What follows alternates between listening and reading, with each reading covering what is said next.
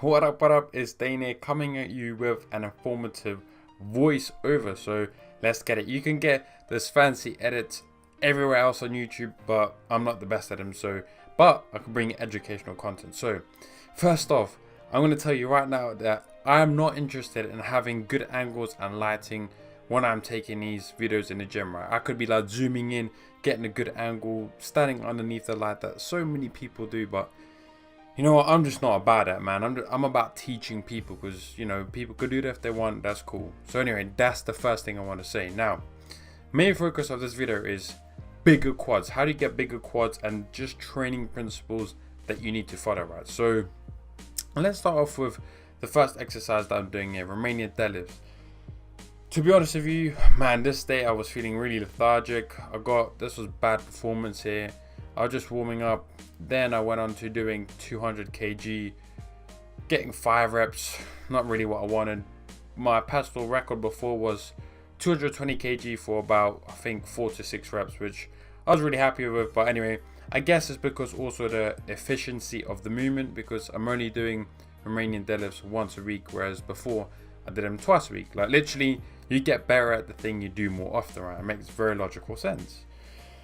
So warm up, just before I get into the real important principles. Warm up, did I really warm up? To be honest with you, not really. And when I did a dynamic warm up. Here are the 3 factors you need to consider when you're warming up.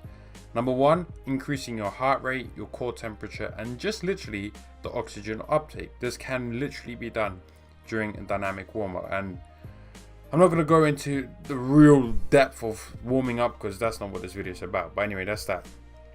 Now, next is a volume.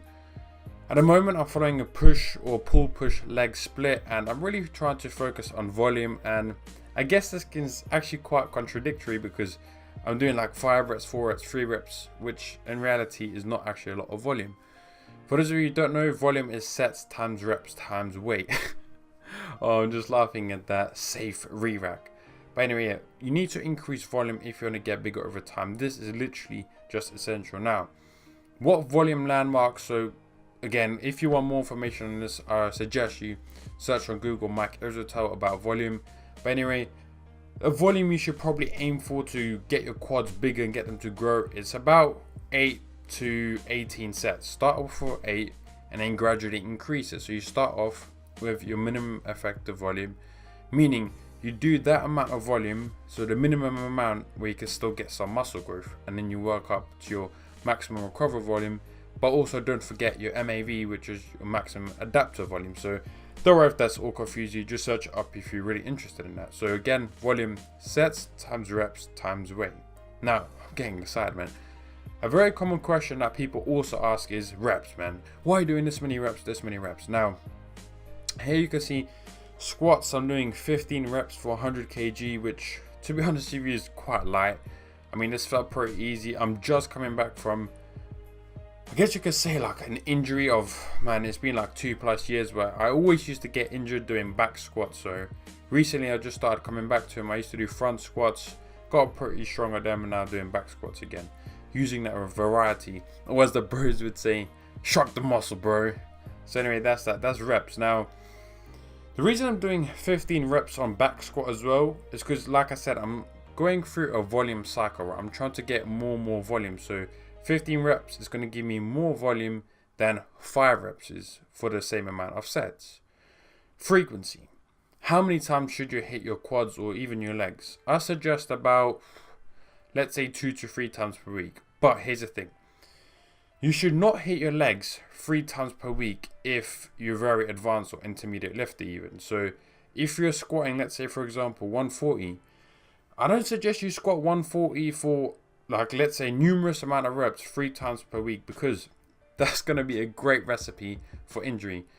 You can do it 3 times per week, but maybe you only have 1 to 2 overloading sessions, meaning you really push it, and then the last session you just really concentrate on the efficiency of the movement, so you really lower the weight. So remember that. Now, on that point, there's a real difference between progressive overload and overload. Now, what do I mean by this? So you can literally just overload yourself, like session, and then the next session you won't be able to. What I'm trying to get is progressively overload, and making your own program is essential, right? Because say for example, you do squats and then you're saying, yeah, I'm overloading, man. You go from 100 kg to 110 and then you're pushing it. And then where do you go? Because you can't progress anywhere else. You're going to get burnt out. You're going to get injured. So progressively overloading and overloading is completely different. Also consider your systemic fatigue, right? And like I said, when it came to how much weight you're squatting. So if you're squatting ridiculous amounts of weight 3 times per week, well, again, you're not going to really be able to do that because a lot of systemic fatigue is going to take place, homeostatic disruption. So imagine someone benching 140 for reps and then they try and do it 3 times per week. Well, as a natural, that is not going to happen for like ongoing weeks. Now, let's look at the next one. So exercises. What exercises should you be doing for quad or maximum quad hypertrophy? Typically, I recommend, let's say, all types of squats. High bar squat, hack squat. So those are literally the only 2 exercises that I'm currently doing for my quads. Personally, I don't even recommend this. I probably have another one in there. I think I meant to put leg press in there, but I forgot. Anyway, so exercises maybe 2 to 3. Now, here's a very important thing to consider. The reason you don't want to keep changing the exercises out of your routine is because of this. Imagine 1 week you're doing squats and you do that for about, let's say, 4 weeks, and then you change a back squat to a front squat. Now, how are you really going to monitor your progress? You just can't. Another reason as well is that when you do come back to back squats, your strength is going to go down, or most likely, because you need to relearn that movement again. Compound exercises require more motor learning than isolation exercises, meaning that you can change the isolation exercises up more often. So that's a very, very simple terms. Now, another thing I have to mention, and I'm getting quite excited, I'm speaking fast like I always do, but this is it. Full range of motion. Please. When you squat, go ass to the grass if you can. Let me tell you, most people can go lower than they think. The reason you want to do this is because when you go so low, it's going to recruit the full spectrum of muscle fibers. So I'll see plenty of people in my gym that squat like, let's say 150, 170, but they're going like 10 centimeters down, and they still have small legs. Not that I'm saying I have the biggest legs, sure, I'm not saying that, but you're pretty sure you get my point. If you want to hit your quads a lot more, maybe have closer feet, but again, one thing I will say is that there's individual differences depending on your hip anatomy. Some people won't be able to squat as narrow as others, so keep that in mind as well. And another thing is knee extension. The more your knee basically tracks over your toe, the more quads will be involved, obviously up to a point. Like some arsehole's gonna like say, oh, you're gonna get like broken knees or some shit like that. That's what I'm saying, up to a point. Next one, training to failure. A lot of people will love this topic. They're like, why aren't you training to failure? And the first few sets of me doing back squat, I was very, very far from failure actually. And the reason for this is because I'm coming back from injury. And the second reason is because, imagine this is a good example. When you do pull-ups, right? You do like 10 pull-ups, you rest about 2 to 3 minutes, and you do it again. I know you know this, you are not going to get 10 again. You'll get like 6. So if you train to failure all the time, it's actually going to affect your total amount of volume. Now, I'm not saying you shouldn't ever train to failure, but use it as a proxy. Next up, rest time. Just before we end this, we're going to cover a few more points, right? Rest time. This is critical. A lot of people time their rest, and I used to be the same. You used to get like so caught up and, oh, it's 2 minutes. Sorry, man, I've got to go. Well, actually, probably the vast amount of research has shown that the longer you rest, up to a point, of course, the better it is, because you can get more total volume. Total volume, again, being sets times reps times weight. So for that reason, when I do the compound exercises, in this case, remaining deadlift, back squat, I rested up to 5 to 10 minutes. The reason I actually rested probably much longer than I did on this day is because I wasn't feeling well, so I was like, okay, I need a little bit of a rest, man. But anyway, that's training to failure and rest times. Reps. So you're going to say to me, okay, how many reps should I do? And that's a very common question that gets asked, right? Here's the thing. There's no right or wrong thing. Personally, like I've been harping on about, is I'm going through a volume cycle, meaning that the rep range I'm working in it's probably going to be about 8 to 15. Again, contradicting myself, because the first exercise I was doing 5 and fewer reps, which was actually a mistake on my behalf. I like to lift heavy, which that's probably why I did it. So that's reps. What I recommend is that you periodize it, same as progressive overload, and progressively adding more volume in. So maybe, like, let's say 2 to 3 months you go for more strength rep range. Maybe you do like 4 to 6 months hypertrophy, so muscle growth, because that's, I'm guessing, your primary aim if you're watching this channel.